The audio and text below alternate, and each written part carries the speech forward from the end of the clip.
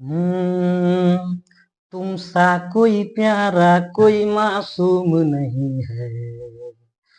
क्या चीज हो तुम खुद तुम्हें मालूम नहीं है।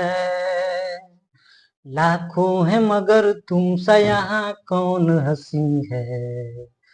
तुम जान हो मेरी तुम्हें मालूम नहीं है। हो तुम सा कोई प्यारा कोई मासूम नहीं है। क्या चीज हो तुम खुद तुम्हें मालूम नहीं है। लाखों है मगर तुम सा यहाँ कौन हंसी है। तुम जान हो मेरी तुम्हें मालूम नहीं है।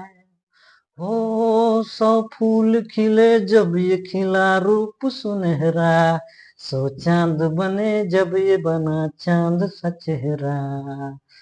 इतना भी कोई प्यार की राहों में न गुम हो। बस होश है इतना कि मेरे साथ में तुम हो। मेरे साथ में तुम हो। मेरे साथ में तुम हो। तुम सा कोई प्यारा कोई मासूम नहीं है। क्या चीज हो तुम खुद तुम्हें मालूम नहीं है। अब आइए क्लास को स्टार्ट करते हैं। आज कई दिन के बाद क्लास ले रहे हैं और आधी रात जा चुकी है और पूरा का पूरा लोग सब सो गए हैं। और हम सोचे कि मैथ नहीं करवाएंगे तो मेरा भी जो है वो चैप्टर बहुत पीछे चला जाएगा। क्वेश्चन को लगाने का तरीका भी पीछे चला जाएगा और ऐसे ही एग्जाम आएगा और चला जाएगा और हम सबका निकलेगा भी नहीं। इसलिए प्रश्न को करवाएंगे अब पूरा का पूरा अब रोज करवाएंगे क्योंकि सारे के सारे काम हम कर लिए हैं घर का। तो देखिए क्वेश्चन नंबर 11 जो है 10 का दम दिखाएंगे। तो क्वेश्चन नंबर 11 को हल कीजिए आप लोग कि एक कार्यालय में काम करते हुए एन व्यक्ति एक काम 60 दिनों में पूरा कर सकते हैं। अगर 12 अतिरिक्त व्यक्ति काम पर लिए गए तो वही काम पूरा करने में 12 दिन कम लगेंगे। शुरुआत में वहां कितने लोग थे आपको बताना है। तो देखिए इस चीज को लगाइए आप, हम भी बता रहे हैं बढ़िया से। तो देखिए पहले कितने व्यक्ति हैं तो पहले n व्यक्ति हैं। तो सूत्र क्या लगता है कि m1, देखिए बढ़िया से बताते हैं, m1 इंटू d1 बराबर m2 इंटू d2। तो देखिए सबसे पहले तो देखेंगे कि m1 में कितने आदमी थे पहले, ठीक है ना। तो पहले देखिए n व्यक्ति थे तो m1 के स्थान पर जो n व्यक्ति हैं तो n रख दे रहे हैं। और इनको काम करने में कितने दिन लग रहे हैं तो देखिए 60 दिनों में कर ले रहे हैं। तो ये d1 के जगह पर 60 रख देंगे। बढ़िया से देखिए आराम आराम से बताएंगे। तो 60 रख दिए। इसके बाद देखिए अब m2 के जगह पे कितना होगा तो देखिए पहले लोग कितने थे तो पहले n लोग थे यहाँ पे, लेकिन बाद में कितने लोग बढ़ गए इसमें तो 12 अतिरिक्त व्यक्ति आ गए।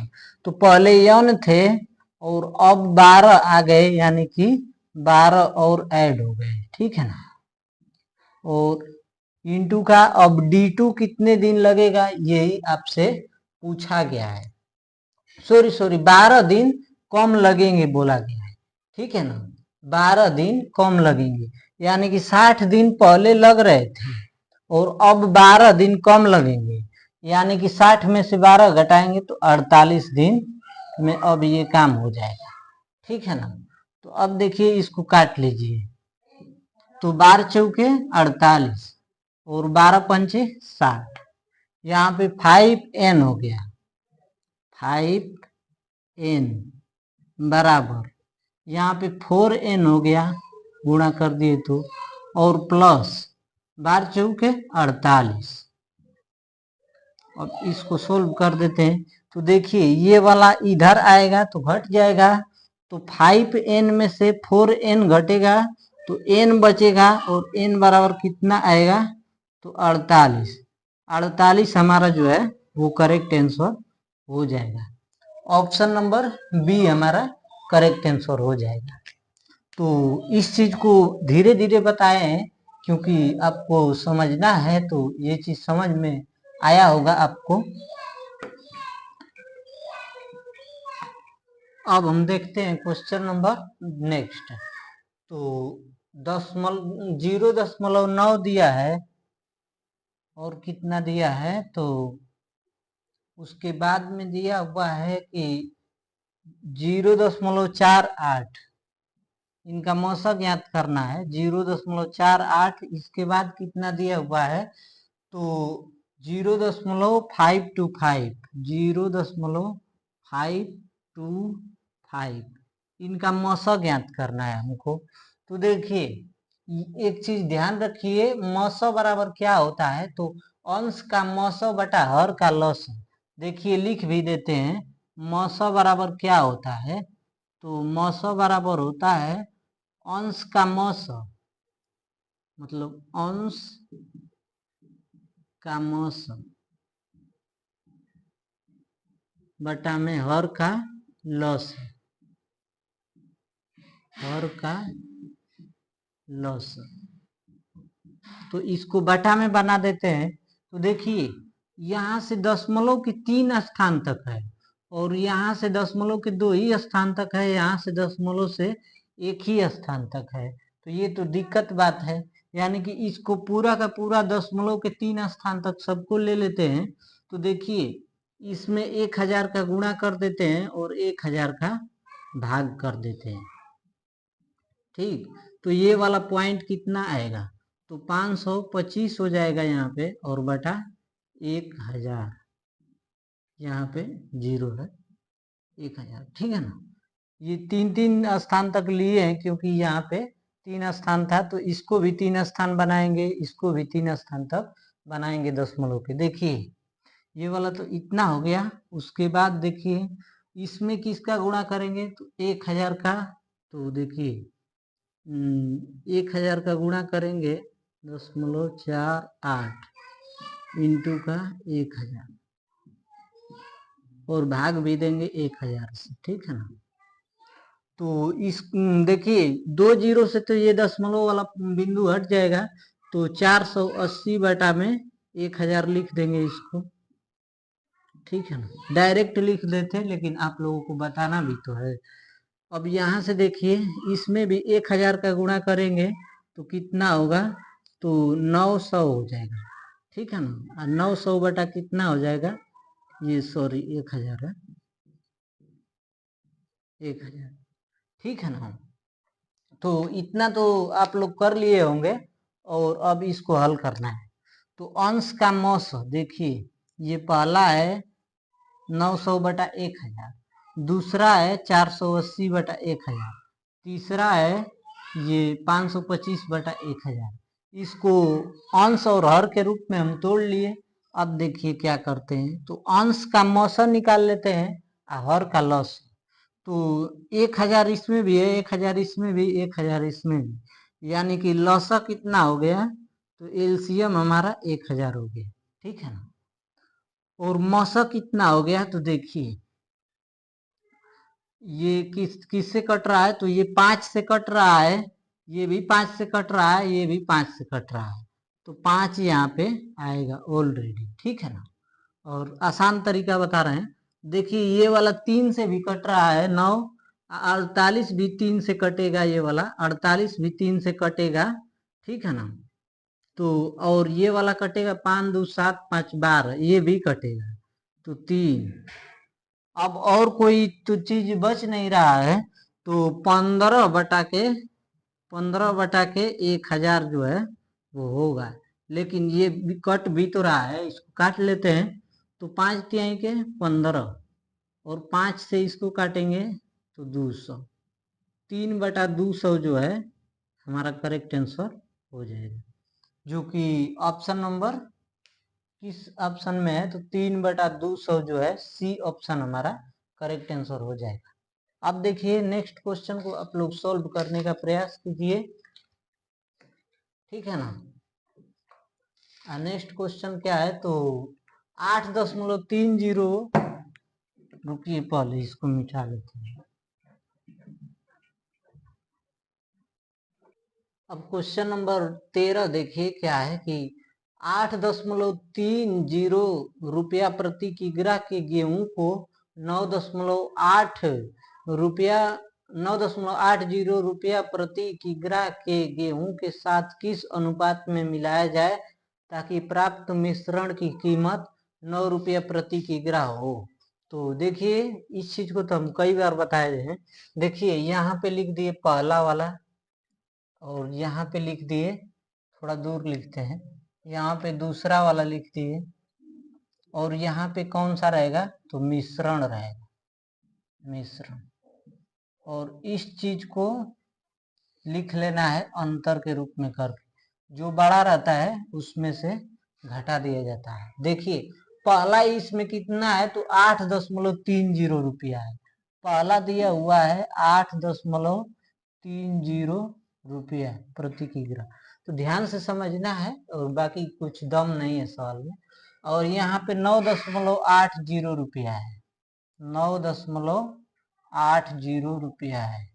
दिन होता तो अच्छे से बताते, लेकिन आधी रात जा चुकी है, फिर भी अब एसआई का आने वाला है तो बताना और करवाना जिम्मेदारी है हमारी। तो देखिए यहाँ पे 9 है, 9 रुपया प्रति किग्रा मिश्रण का, तो 9।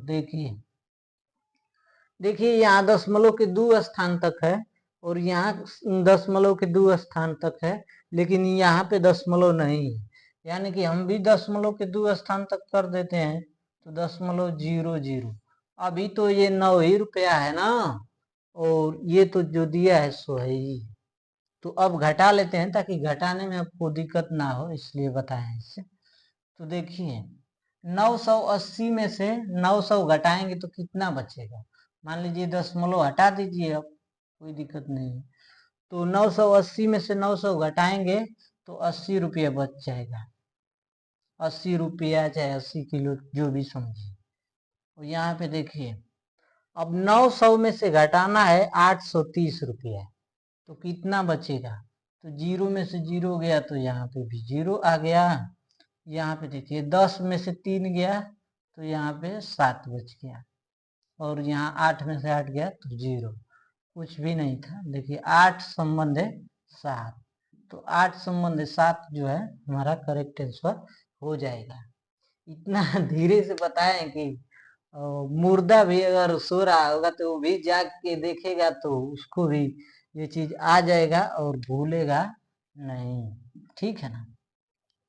तो अब देखिए नेक्स्ट क्वेश्चन नंबर 14 क्या है, थोड़ा सा बढ़िया लेवल का क्वेश्चन यूपीएसआई में पूछा गया है चक्रवृद्धि ब्याज से कि अगर 3125 रुपया को 4% प्रति वर्ष की दर से 2.5 वर्षों के लिए चक्रवृद्धि ब्याज की दर पर निवेश किया गया है तो ब्याज की गणना वार्षिक रूप से की जाती है। अगर ब्याज की गणना जो है वार्षिक रूप से इसमें की गई है तो अंतिम प्राप्त राशि कितनी होगी, इसका मतलब अमाउंट मिश्रधन कितना होगा, ये आपसे पूछा गया है। तो देखिए मूलधन बराबर कितना है, सबसे पहले तो हम वो चीज लिख लेते हैं जिसकी हमें जरूरत है, और घबराना बिल्कुल भी नहीं है। नहीं आएगा तो हम बताएंगे, अगर हमसे भी नहीं आएगा तो हम भी अपने गुरुदेव से पूछ के बताएंगे उस चीज को, लेकिन हाँ बताएंगे जरूर। कमियों से भागना नहीं है, नहीं भागना है। अगर कोई भी चीज हमसे नहीं आ रही है तो उसको इग्नोर नहीं करना है, हमको किसी और से भी पूछना है। आपको नहीं आ रही है तो हमसे भी पूछिए, शायद हम बता पाए, और कोशिश यही करेंगे कि हम बता सके।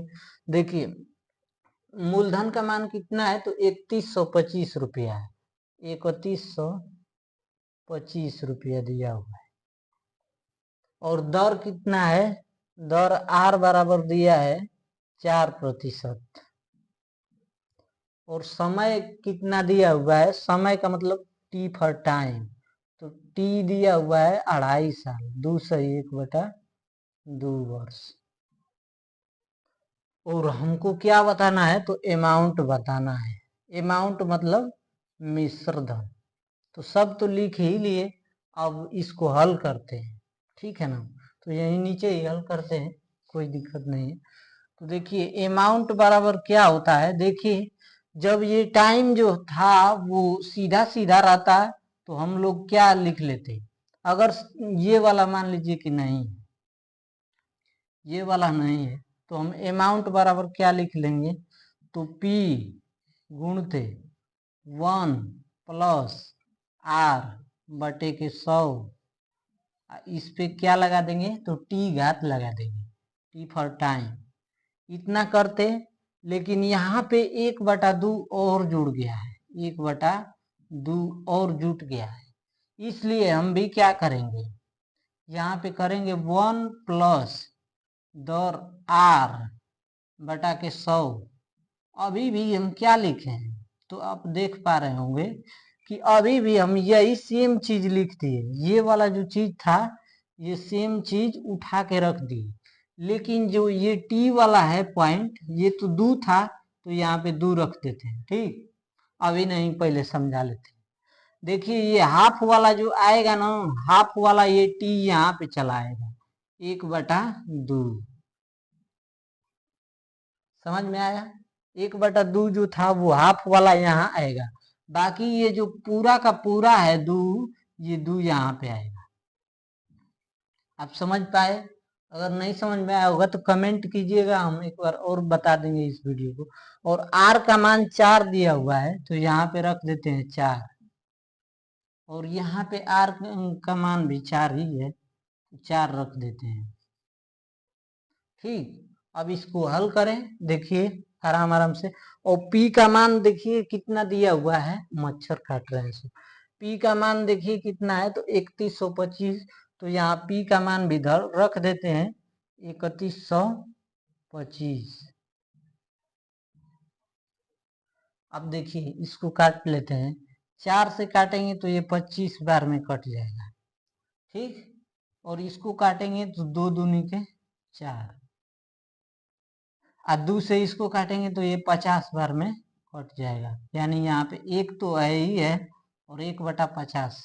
देखिए अब 25 एकम 25 और 1 26/25, तो 26/25 रख दिए। और देखिए इसका 2 घात है, तो इसका मतलब हम भी क्या कर दें, इसका 2 बार गुणा कर देते हैं, 26/25। कोई दिक्कत? इतना तो कोई दिक्कत नहीं। और यहाँ पे देखिए इसको लिखेंगे मूलधन को, पहले ही लिख देते हैं, नहीं तो आप कहिएगा कि पता नहीं कैसे कर रहे हैं। हो गया। अब देखिए क्या करना है, तो यहाँ पे 50 एकम 50 और 1 51/50 लिख दिए, 51/50, और ये किसके बराबर है, तो अमाउंट के बराबर है। ठीक है ना, तो चलते आ रहा है ये चीज, इतना समझे होंगे आप। देखिए काटते हैं, तो 5 से काटेंगे तो यहाँ पे 10 आएगा।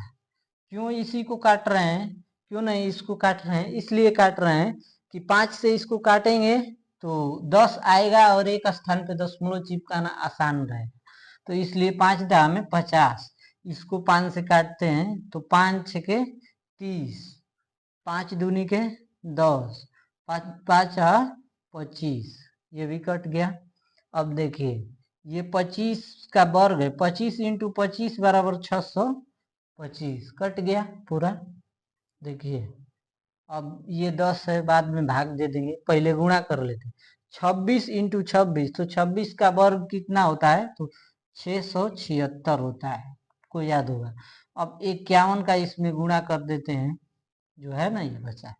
देखिए 6 7 6 लिख लेते हैं, और 5 × 6 = 30 को 0 हासिल 3, 5 7 35, 3 38 को 8 हासिल 3, 5 × 6 = 30, 3 33।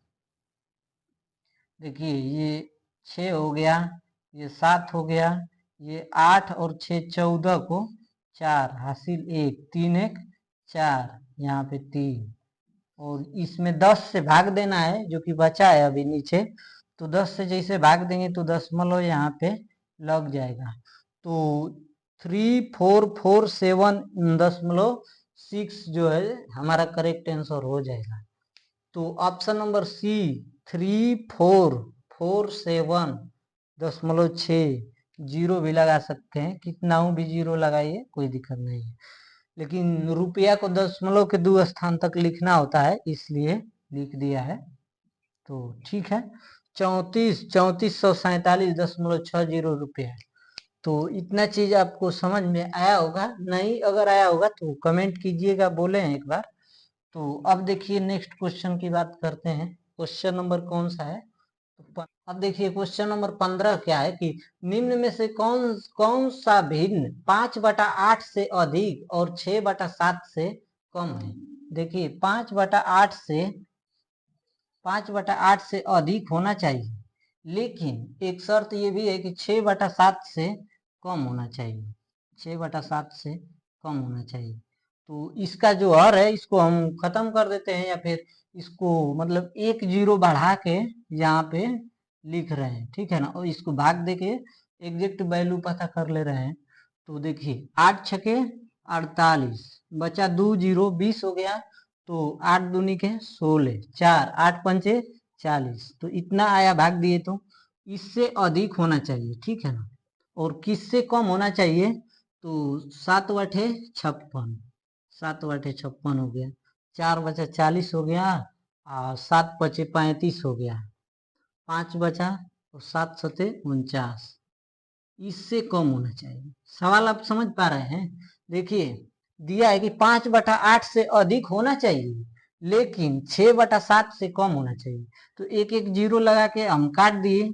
तो इस 6.25 से अधिक तो होना चाहिए, लेकिन 8.57 से कम होना चाहिए मान। तो ऑप्शन से लगाना है इसको, इसलिए दिया है, ऐसे दिया है। तो 1/3 ऑप्शन ए रखते हैं। तो रखेंगे तो 3 दशमलव, इसको भाग देंगे तो 3.33 आएगा। तो देखिए ये तो 6 के करीब भी नहीं पहुंचा, तो ये गलत हो जाएगा। 6.25 से अधिक तो होना चाहिए ना, ये वाला नहीं हो रहा है, तो ए वाला नहीं होगा। अब ऑप्शन बी देखिए, 3/5।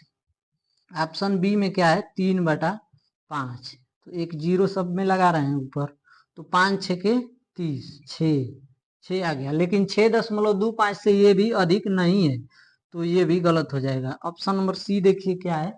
तो सी है 4/7, 4/7, 4/7 है ना।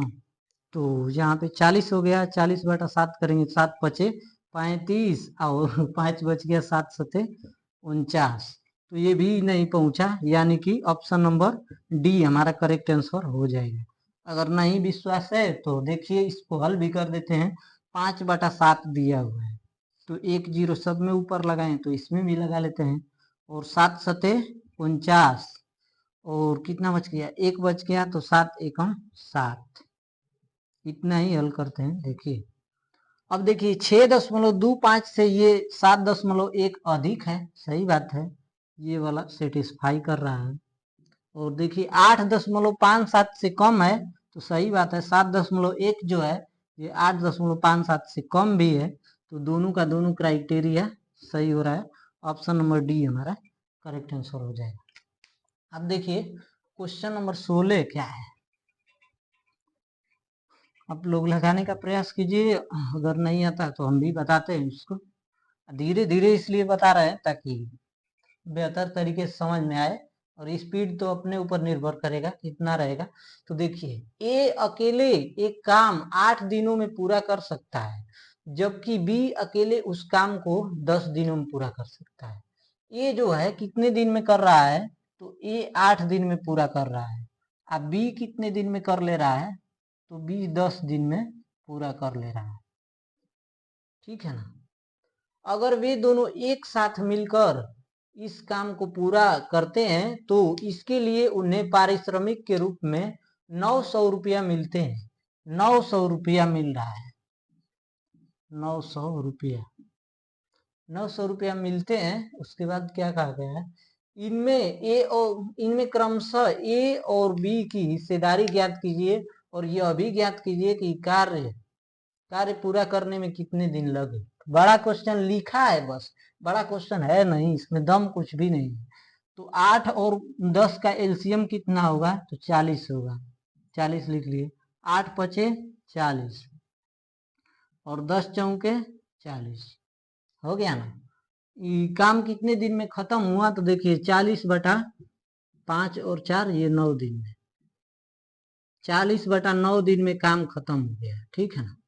काम खत्म होने में 40/9 दिन लगा, लेकिन पारिश्रमिक के रूप में कितना मिला, तो देखिए एक का कितना आ रहा है, तो ए का 5 आ रहा है, तो ए बराबर कितना है, तो ए का 5 रुपया मिल रहा है। और कुल कितना है, तो 5 और 4 9 है, और यहाँ रुपया कितना है, तो 900 है, 900 रुपया है।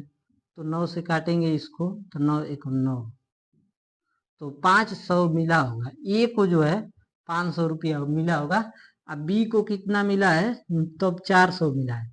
क्यों मिला है, कैसे कह सकते हैं, क्योंकि कुल रुपया जो था वो 900 रुपया था, ठीक है ना, जिसमें ए ले गया 500 रुपया, ए को मिल गया 500 रुपया, तो बी को कितना मिला होगा, 400 रुपया मिला होगा। तो 40/9 फिर 500 400 वाला कौन ऑप्शन है, तो 500 400 40/9 ऑप्शन नंबर डी जो है, D for Devsena correct answer हो जाएगा। अब नेक्स्ट क्वेश्चन देखिए और इसको लगाने का प्रयास कीजिए। ये भी M1 D1 पे ही सवाल लग रहा है, क्योंकि लग रहा है दिया है, क्योंकि थोड़ा सा बड़ा डाटा दिया है, और लगाने का प्रयास कीजिए इसको। एक अनुबंध को 92 दिनों में पूरा किया जाना है, किया जाना है, इसको ध्यान रखिएगा, जाता नहीं है, किया जाना है। समान कार्य क्षमता वाले 260 व्यक्तियों को काम पर लगाया गया, 260 व्यक्ति जो थे देखिए वो लगाए गए, जिसमें प्रत्येक प्रतिदिन 16 घंटे काम करते हैं, और 66 दिनों के बाद, यानी कि ये लोग 66 दिन तक किए, ठीक है ना, 66 दिनों के बाद यह पाया गया कि काम 4/7 भाग पूरा हो गया है। पहले से ही काम कर रहे व्यक्तियों की समान कार्य क्षमता वाले कितने अतिरिक्त व्यक्तियों को तैनात किया जाए ताकि कार्य समय पर पूरा हो जाए, यदि प्रत्येक व्यक्ति अब प्रतिदिन 18 घंटे काम कर रहे हैं। तो देखिए पहले कितने थे, तो 16 घंटे काम कर रहे थे, लेकिन इस बार कितने घंटे, तो 18 घंटे। तो देखिए सूत्र लिख दे रहे हैं पहले, तो M1 इंटू D1 इंटू का M1 D1 और H1, और बटा में क्या लिख देते हैं, तो W1, W1 मतलब काम कितना हुआ, वर्क, वर्क को दर्शाता है, H मतलब हावर को, D मतलब दिन को, M मतलब आदमी को। और देखिए यहाँ पे सेम इसी चीज को लिख देते हैं, तो M2 इंटू का D2 इंटू का H2, और बटा में क्या हो गया, तो W2। तो देखिए इस चीज को बढ़िया से हल करना है, घबराना बिल्कुल भी नहीं है। सवाल को देख के घबरा गए तो समझ लिए कि परीक्षा में वो अब से बनेगा नहीं, ठीक है ना। तो देखिए क्या है कि 260 व्यक्ति हैं, यहाँ पे M1 की जगह कितने व्यक्ति हैं, तो 260 व्यक्ति हैं।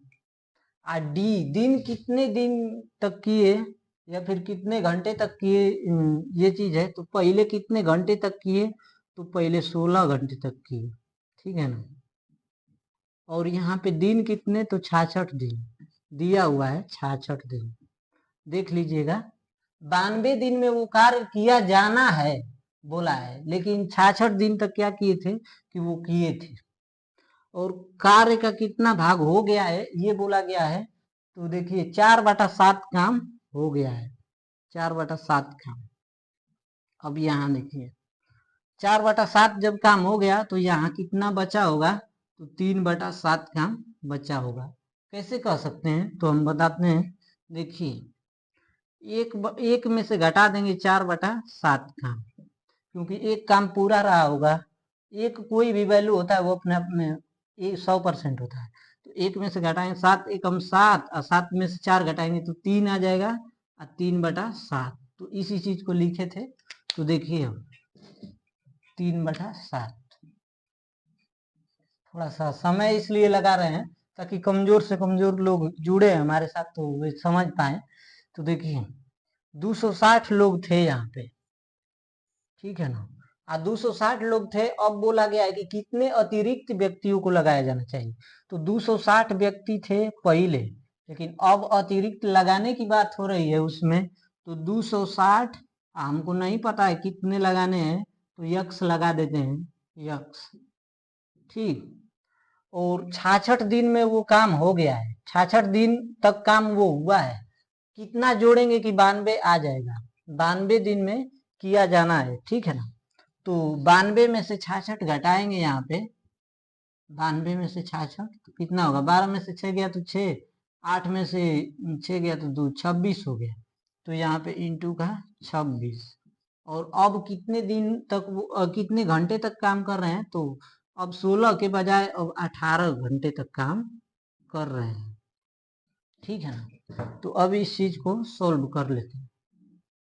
देखिए काटते हैं, पहले 26 से इसको काट देते हैं, तो ये 10 बार में कट जाएगा, 10। ये 7 से नीचे वाला ये 7 कट जाएगा। उसके बाद देखिए ये 6 से कटेगा 11 बार में, ठीक है ना। और ये 6 से कटेगा 3 बार में। अभी भी कौन कट रहा है, तो देखिए अब तो कोई हमारे हिसाब से कट नहीं रहा है, इसको काट ले रहे हैं। 4 से काटेंगे तो 4 चौके 16, 3 से देखिए ये 3 भी खत्म हो गया, ठीक है ना। अब तो पूरा का पूरा कट ही गया। तो देखिए 10 11 यहाँ 110 हो गया, 110 चौके 440 हो गया। इसको नहीं गुणा कर लेंगे, 4 दाम में 40 और 40 में 11 का गुणा करेंगे तो 11 चौके 44, 440 हो गया। और बराबर कितना है, तो 260 प्लस यक्स है। घटा लेते हैं, इधर आएगा तो माइनस होगा, तो 260 घटा लेते हैं, कितना होगा, तो ये 0 हो गया। 14 में से 6 गया तो 8 हो गया, यहाँ पे 3 में से 2 गया तो 1। 180 जो है वो अतिरिक्त व्यक्तियों को लगाया जाना चाहिए। 180 हमारा राइट आंसर हो जाएगा, ठीक है ना। और ऑप्शन नंबर कौन सा सही है इसका, तो ऑप्शन नंबर ए जो है, A for Anarkali correct answer हो जाएगा। अब देखिए घंटियों वाला सवाल जो कि बार बार पूछा जाता है, इसको सोल्व कीजिए आप लोग। जब तक कि 10 क्वेश्चन हो नहीं जाए हम यहाँ से हिलेंगे नहीं, चाहे भले से ही कम सोना पड़ेगा, लेकिन करवाएंगे पूरा। देखिए क्योंकि कई दिनों से क्लास करवा नहीं पाए। 3 घंटियां क्रमशः 30, 45 तथा 60 सेकेंड के अंतराल पर बजती हैं। यदि उनमें से सभी एक साथ 1 बजे अपराह्न बजती हैं, तो वे पुनः कितने बजे एक साथ बजेंगे। तो घंटियां जब एक साथ बजनी होती है तो क्या निकाल लिया जाता है, एलसीएम, एलसीएम निकाल लिया जाता है। तो एलसीएम देखिए 30, 45 और 60 का एलसीएम निकालना है। 30, 45 और 60 का एलसीएम निकालना है। हमको तो पता है कि इसका 180 एलसीएम है, लेकिन बता देते हैं। देखिए पहले छोटी से छोटी संख्या 2 से काटेंगे तो 2 से 15, ये नहीं कटेगा तो 45 उतर जाएगा, ये 30 हो जाएगा, ठीक। अभी भी 2 से कटेगा तो ये 15 हो गया, ये 45 हो गया और ये 15 हो गया। अब देखिए ये 15 से ये तीनों कट रहे हैं सब, 15 एकम 15, 15 3 45, 15 एकम 15, ठीक। 2 दूनी के 4, 4 में 15 का गुणा करेंगे 60, और 60 तिहाई के 180, 180 एलसीएम आ गया। और ये सेकेंड में है, इसको भाग देंगे। 180 सेकेंड का मतलब कितना मिनट हुआ, तो आप ऐसे ही बता देंगे कि 3 मिनट हुआ। 180 सेकेंड में 3 मिनट हो गया, ठीक। और पहले कितने बजे बजा था, तो 1 बजे बजा था। पहले अगर 1 बजे बजा था तो अब कितने बजे बजेगा, तो 1:03 के बाद पर ये बजेगा 1:03। ऑप्शन नंबर 1:03 हमारा A for Anarkali correct answer हो जाएगा। अब देखिए क्वेश्चन नंबर 19 क्या है, तो दिया गया है कि जब एक संख्या में 8 से भाग दिया जाता है तो शेषफल 3 आता है। कोई संख्या रहा होगा, उसमें 8 से भाग दिया गया तो शेषफल 3 आता है। शेषफल क्या है, जब उसी संख्या में 3 से भाग दिया जाता है। देखिए ये सवाल तो बहुत ही आसान है। शेषफल कितना आ रहा है अंत में? तो शेषफल 3 आ रहा है। देखिए शेषफल 3 आ रहा है, शेषफल 3 आ रहा है। अब बोला गया है कि उस संख्या में 2 से भाग दिया जाता है, तो उस संख्या के बजाय इस शेषफल में ही आप 2 से भाग दे दीजिए, ये सदैव काम आएगा, 100% ये सही रहेगा। देखिए उस संख्या को ढूंढने के बजाय उस दिए गए शेषफल में ही उस जो संख्या दिया है उससे भाग दे दीजिए। ठीक है ना, समझ पा रहे होंगे बात? नहीं भी समझ रहे हो तो सवाल लगा लीजिए इसे, तो एक शेष बच गया, एक हमारा करेक्ट आंसर हो जाएगा। कई बार से बता रहे हैं इस चीज को, आप समझ ही नहीं पा रहे हैं कि जो शेषफल दिया रहता है, जो शेषफल दिया रहता है उसको लिख लेते हैं ऊपर, आज जो पूछा जाता है कि भाग दिया जाए तो उसको नीचे रख के भाग दे देते हैं, तो भाग देंगे तो एक बचेगा।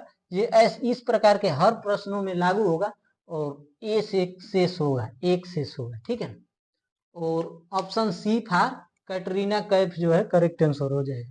अब देखिए नेक्स्ट क्वेश्चन और आज का अंतिम क्वेश्चन भी है कि नाव, बढ़िया सवाल है। नाव की अनुप्रवाह, अनुप्रवाह का मतलब क्या होता है कि धारा की दिशा में, और ऊर्ध्व प्रवाह का मतलब क्या होता है, धारा की विपरीत दिशा में। इस चीज को ध्यान रखिए। तो नाव की अनुप्रवाह गति क्या है? जब शांत जल में नाव की चाल 10 मीटर प्रति सेकेंड तथा नदी की गति, नाव की गति का 20% है। अब सवाल तो लगाते ही हैं आप लोग, लेकिन इसमें प्रतिशत का जिक्र आ गया है। सारा का सारा क्वेश्चन जो है यूपीएसआई में पूछा हुआ ही है, ऐसा नहीं है कि ये सब क्वेश्चन हम बना रहे हैं। तो देखिए नाव की ऊर्ध्व प्रवाह अनुप्रवाह गति पूछा गया है, यानी कि मान लेते हैं नाव की चाल यक्स है, और यक्स क्या, नाव की चाल दिया हुआ है 10 मीटर प्रति सेकेंड, नाव की चाल 10 मीटर प्रति सेकेंड दिया हुआ है, और इसमें अगर धारा की चाल जोड़ देंगे, धारा की चाल या फिर नदी की चाल, तो आ जाएगा हमारा अनुप्रवाह। तो पहले धारा की चाल ज्ञात करना होगा हमको। तो देखिए नदी की गति, नदी की गति मतलब धारा की गति, तो नदी की गति लिख लेते हैं, जैसे सवाल में दिया है ऐसे ही करना है। नदी की गति किसके बराबर है? तो नाव की गति के 20% है, बराबर नाव की गति, नाव की गति, नाव की गति का 20% है, और का मतलब होता है क्या, गुणा। अब 20% है, 20/100 लिख दे रहे हैं इसको। ठीक है ना, इसको काट देते हैं, 20×5 = 100, 1/5 हो गया, यहाँ पे हो गया ना। अब देखिए ये 5 यहाँ पे आएगा, तो नदी की गति गुणते 5 कर देते हैं, अब बराबर नाव की गति, समझाने के लिए ही लिख रहे हैं, नाव की गति गुणते क्या है ऊपर में, तो 1 है। तो देखिए ये नदी की गति कितना हो गई, तो ये 1 दिया हुआ है, 1, और नाव की गति कितना है, तो नाव की गति यहाँ पे 5 है। ठीक है ना, जो इधर दिया हुआ है वो उधर वाले का मान है, जो उधर दिया है वो इधर वाले का मान है, होता है ऐसा। देखिए नदी की गति कितनी है, तो ये दूर जाएगा, ये यहाँ नहीं सटेगा, ये नदी की गति ज्ञात करना है तो ये दूर जाएगा, तो 1 हो जाएगा।